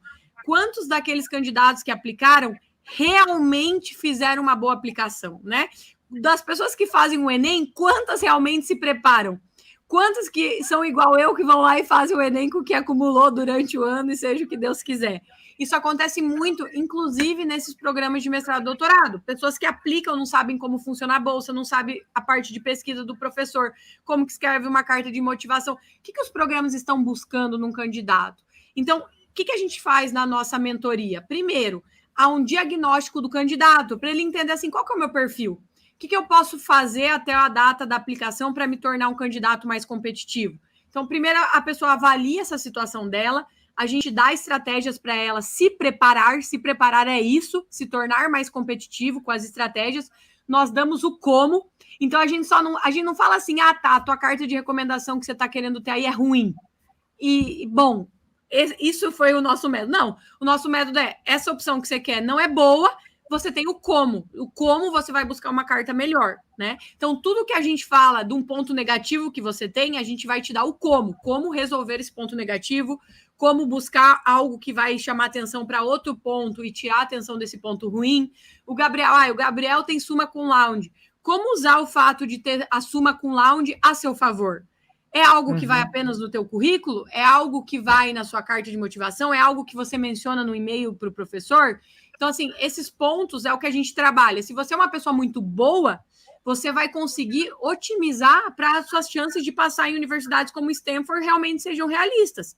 Se você é uma pessoa que nunca fez nada de pesquisa, Obviamente, o seu foco não vai ser esse. A gente não vende esse tipo de coisa que não existe, que do nada você vai se tornar um candidato competitivo de Harvard. Não existe. Existem pontos para cada pessoa e cada pessoa pode se tornar competitiva. Então, no nosso método, a gente prepara, te dá o como, auxilia em toda essa parte de documentação. A gente tem, inclusive, pacotes de documentos. Nós temos uma comunidade que ela funciona diariamente. Então, a gente sabe que a pessoa está ali fazendo o processo, ela quer poder... não estou entendendo essa informação desse site, ter para quem recorrer. Ela quer ter a garantia que os documentos dela vão ser revisados, tanto na parte de inglês, a gente faz essa revisão, quanto da parte técnica. Nós temos uma metodologia de escolha de universidades, né? Então, o nosso método, a gente nunca vai recomendar para uma pessoa aplicar para uma única universidade, apenas numa exceção que a gente tem, que é quando ela é pré-aceita, né? Então, é diferente, mas, assim, 99% dos casos, as pessoas vão aplicar para mais de uma universidade. E como escolher essas universidades, né? Existe uma estratégia. E isso pode ser muito virado a favor do candidato, porque quando ele é aprovado em mais de uma, ele acaba tendo um efeito de competitividade de, às vezes, conseguir negociar o próprio valor da bolsa que ele vai receber. Porque ele abre o jogo, ele fala, eu fui aprovado em tal, e agora eu estou decidindo qual que eu vou. E os programas fazem. Nos Estados Unidos é muito comum, isso não é visto de maneira ruim, é o contrário. Porra, esse candidato é bom, ele passou em outras, vamos tentar segurar ele para a gente, né? Então, eles começam a te oferecer mais coisas. Então, além de você garantir pelo menos um aceite, quando você monta uma carteira de aplicações, você acaba tendo esse efeito colateral de passar em mais de uma e poder, né, negociar aí o valor da sua bolsa. Então, o nosso método é sobre isso, é sobre a segurança da pessoa durante o processo, sobre fazer isso muito mais rápido. A gente sabe que hoje em dia as pessoas trabalham, estudam, né? A dinâmica não é assim, parei a minha vida para me candidatar para um mestrado ou doutorado. Não, a tua vida continua. Você vai ser mãe igual, você vai trabalhar igual, você vai fazer sua faculdade igual. Só que como você já tem uma metodologia mastigada, com material para você, o teu tempo ele é economizado, né, para se dedicar realmente a coisas que eu e a Monique não podemos fazer por você. A gente não pode ir lá e fazer a prova do TOEFL para você. A gente não pode, eu e a Monique, mandar o e-mail para o professor como se fosse você. Então, essas coisas que são intransferíveis, é você que vai usar o seu tempo para isso. Agora, todo o resto, a gente já selecionou para você não perder tempo aí, tentando ver, né, que caminho que você segue. Não, o caminho ele já está traçado. Então, a nossa metodologia é essa. A gente tem 100% de aprovação para os nossos alunos que aplicaram o método. Então, assim, poucas pessoas podem falar isso na internet. E a gente fala abertamente, a internet está aí, né? A gente sabe que ser cancelado é bem fácil. Então, assim, de todas as pessoas que aplicaram o nosso método, dos nossos alunos que aplicaram o nosso método, 100% entraram numa universidade americana de mestrado ou doutorado. E a gente tem aluno no Canadá também. Em relação ao... Só para tirar onda. Só para tirar onda. Que eu lembrei agora. Em relação a aberturas de turmas, nós não estamos com a turma aberta neste momento. Como a gente dá muita assessoria para os alunos, a gente não deixa aberto, né? Existe uma demanda bem grande, então a gente fecha uma turma, a gente começa a ver quando o pessoal vê que eles estão caminhando, a gente abre outra turma. Então, assim, existe uma previsão de talvez abrir em setembro? Existe, mas a gente não garante. Se você hoje tem interesse de entrar na mentoria, entra na lista de espera, tá? É só clicar no nosso link da bio ali do Instagram, né? Tem o link do Linktree. Você clica ali, tem bem grande lá, brilhando, pula, faz de tudo. Tá escrito lista de espera, método PhD nos Estados Unidos. Lá você encontra detalhes do que é a nossa mentoria, tá bem descritivo o que é o serviço oferecido. E você também pode cadastrar o teu e-mail para quando a gente abrir turma, você receber uma notificação. Que show, gente. Sara, Monique, meninas, muito, muito obrigado mesmo pela disponibilidade, por tanto conteúdo, cara, interessante demais, demais. É muito massa ver que é tão possível, que é tão próximo, né, que é tão real. E o tema que eu coloquei aqui para a nossa live foi exatamente isso, né, estudar nos Estados Unidos um sonho possível, porque tanta gente tem esse sonho e acha que é tão distante, acha que é tão, né, para outra pessoa. Quem nunca colocou no Google, né, como estudar em uma universidade X? Quem nunca? E foi vendo, aí tinha vídeo no YouTube, mas daí a pessoa nasceu, é genial, já fez 1000. Não, ela salvou a fome da comunidade autóctone. Beleza, que bom que ela fez isso, só ela vai conseguir, então. E trazer isso para a realidade, assim, nossa, né, de alunos comuns, alunos, né, que tem essa chance, é muito massa mesmo. Parabéns pelo trabalho e obrigado por terem compartilhado o tempo aqui de vocês, viu? Muito obrigada, Gabriel. Obrigada. Olha, Gabriel, te espero aí, se você mudar de ideia do empreendedorismo e quiser conciliar com o PhD nos Estados Unidos, será muito bem-vindo no nosso método. Com certeza, vai ser os primeiros que vão ficar sabendo dessa sessão. Eu queria finalizar aqui falando para a galera que isso aqui é para ser visto assim como uma oportunidade. Existe uma luz no fim do túnel, né? Muitas vezes a gente acha que a gente está fadado ao que está acontecendo. Não, existem oportunidades, só que a gente realmente tem que buscar o lugar que vai ajudar a gente a ir para frente. Muitas pessoas não enxergam a pesquisa como algo futuro, e para mim não era isso também, né? Eu não tenho esse perfil. Eu acabei me descobrindo na jornada. Hoje em dia eu sou professora, isso que a gente faz é ser professor. Algo que se há 10 anos atrás eu falasse para mim, eu ia dar risada da minha cara. Eu ia falar, ser professora, minha querida, meu sonho era trabalhar em multinacional também por um bom tempo da universidade. Só que às vezes a gente tem essas ilusões do que a gente vê na mídia, do que a gente vê as pessoas falando. O que a gente tem que fazer? A gente tem que viver oportunidades para a gente realmente saber o que a gente gosta. Então, por exemplo, hoje você faz isso, você sabe que você gosta. Você trabalha para a Força Aérea, você sabe o que é trabalhar para a Força Aérea. Se você for ter uma oportunidade nos Estados Unidos de fazer pesquisa, você vai saber o que é fazer pesquisa. A partir daí, você realmente consegue ter mais noção. Não, eu já fiz um pouco de cada coisa, acho que é esse o caminho que eu quero seguir. Então, acho que às vezes as pessoas têm que se dar a oportunidade de diversificar um pouco. E eu quero falar isso porque eu sei que você tem muito aluno novo, gente que vai entrar aí na faculdade ainda. Muito bom, na graduação. E eu quero que vocês que assistam essa live pensem assim. Eu, por muito tempo, tive preconceito com a iniciação científica, porque eu falava que pesquisa não era para mim, que eu não tinha nada a ver com aquilo lá. E foi algo que eu comi bola, porque eu teria me identificado muito mais lá atrás se eu tivesse feito esse tipo de coisa. Isso teria me gerado mais caminhos antecipados, né? Que acabou sendo um pouco mais tarde. Então, assim, você que é mais novo, gente, experimente de tudo um pouco. Esse tipo de oportunidade que a gente fala aqui são coisas saudáveis, né? Aproveita a faculdade para fazer de tudo que você puder fazer. Tem um gostinho ali do que é. Hoje em dia a gente fala muito do estágio acadêmico, não deu tempo de falar aqui, mas é você passar um período dentro de uma universidade americana fazendo pesquisa enquanto você é aluno da graduação no Brasil, né? Antigamente a gente tinha que pagar agência para ir fazer um work and travel e de au pair pós-formado. Hoje em dia existem esses caminhos que são gratuitos, que você recebe de um professor para ir lá um tempo na universidade trabalhar para ele. Então, assim, a gente tem que se beneficiar, tem muita oportunidade, só que eu falei, ninguém bateu na minha porta falando, Sara, tem PhD nos Estados Unidos com bolsa 100%. Hoje em dia, a gente quase bate na porta da pessoa e fala. Só que para ela ir fazer, ela vai ter que correr atrás, né? A gente não vai fazer por ela. Então, ela tem que tomar aquela decisão de falar, não, eu quero saber mais sobre essa oportunidade, quero dar o próximo passo, para que daqui, quem sabe, alguns anos, a vida dela esteja diferente. Exato. Não feche as portas do seu futuro para você, deixe todas as portas abertas. Exato, que incrível. Poxa, é um discurso de motivação aí para quem está entrando, verdade. Aqui tem bastante gente no meu perfil, né, que está buscando ainda entrar na faculdade. Tem muita gente de graduação também já, por conta do curso do preparatório para concurso. Então, poxa, tem que ter olhos muito abertos, né? Tem que ter olhos abertos para enxergar essas oportunidades. Eu falo muito isso lá dentro do método de estudo, sabe? E que também cria um método que, poxa, a pessoa que está partindo do zero vai aprender a estudar, que ela vai aprender a ser aprovado. E aí eu falo lá, gente, aqui eu estou dando para vocês ferramentas. Vocês não precisam ficar ali o tempo todo aplicando cada tabela que eu ensino de produtividade, tabela de correção de listas de exercícios, mas vocês precisam saber identificar quando usar essas ferramentas. Então, poxa, se você não está tendo um desempenho bom numa lista de exercício, você precisa usar as ferramentas que eu estou te passando para melhorar nas listas de exercício. Mas você só consegue fazer tudo isso se você consegue identificar um problema, se você tem dados para poder melhorar ele. E é exatamente o que você falou, Sara. Poxa, como que você vai chegar lá e conseguir fazer alguma coisa se você não deu chances para você, né, construir esse futuro que você pode ter?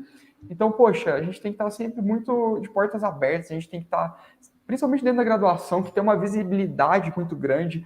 Poxa, a gente tem oportunidades dentro da graduação que só são dadas ali dentro, que é o café com leite, né? A graduação é assim, poxa, você pode errar, você pode falar besteira, ninguém vai te julgar ou vai te julgar pouco, mas assim, você não carrega para sua carreira aquilo lá. Lá você tem a oportunidade de ser ousado. E isso é incrível. Poxa, depois de formado, você tem, com uma família constituída, você tem muito menos liberdade. Lá dentro da graduação, a gente é um bot. O bot vai, ele pode ir para a direita, pode ir para a esquerda, tá tudo bem.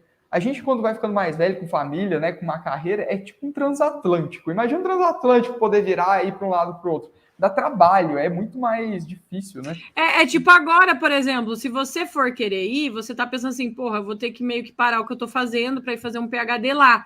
Se na época da tua graduação você tivesse ligado essa chave da oportunidade, soubesse disso, cara, você tava no ITA. Para um professor te aceitar em universidades renomadas para passar o summer lá e te pagar para isso, assim, para você ia ser 100 vezes mais rápido do que para um aluno normal. Então, assim, coisas que você não foi atrás porque, não ficou sabendo que existia, muitas vezes, às vezes você existia.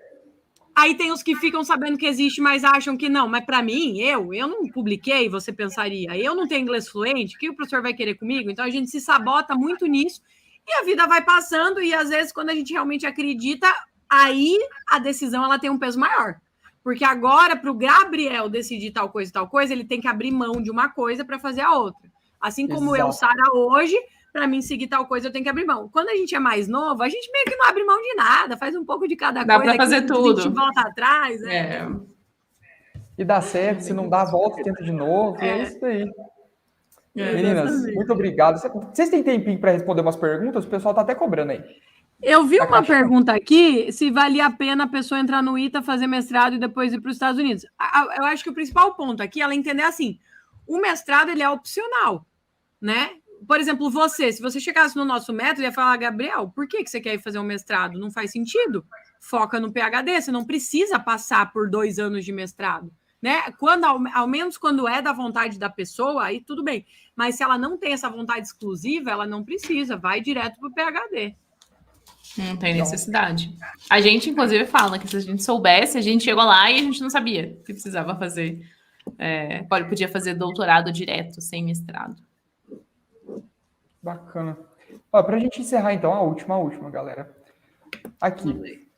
Tem, pergunta da Clube Chique. Enfim, é uns nicknames que eu não entendo. Isso é boa para amor.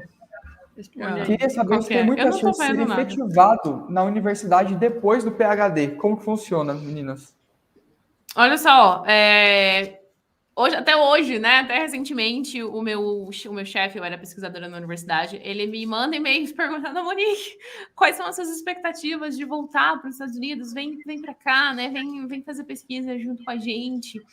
Ele até hoje chora lá as lágrimas porque eu tive que sair justamente porque problemas com visto e tal. Eu e a Sara tivemos esse problema da regra dos 2 anos. Mas se eu quisesse continuar na vida acadêmica como pesquisadora, depois quisesse ter partido para a vida de professora, eu teria facilmente. Esse é o caminho natural, né? Esse é o caminho da maioria das pessoas.